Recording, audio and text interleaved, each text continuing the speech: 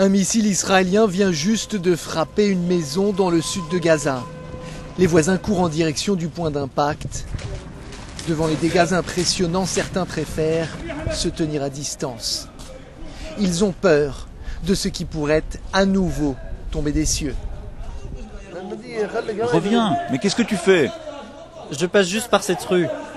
Mais ils vont tirer à nouveau, reviens! Une fois les volutes de fumée et de poussière dispersées, tout le monde est soulagé. Cette fois-ci, personne ne semble être pris au piège dans les décombres. Un drone a d'abord tiré un missile.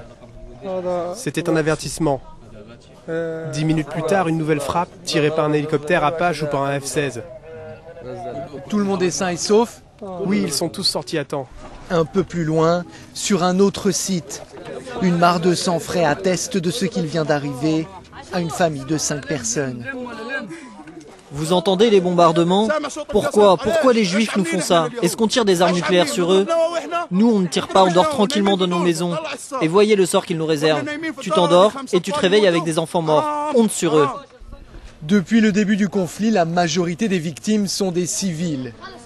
Ceux qui sont en train de ramasser des lambeaux de chair humaine pour les enterrer nous disent que l'aviation de Tsahal est mal informée par ses collaborateurs palestiniens à Gaza.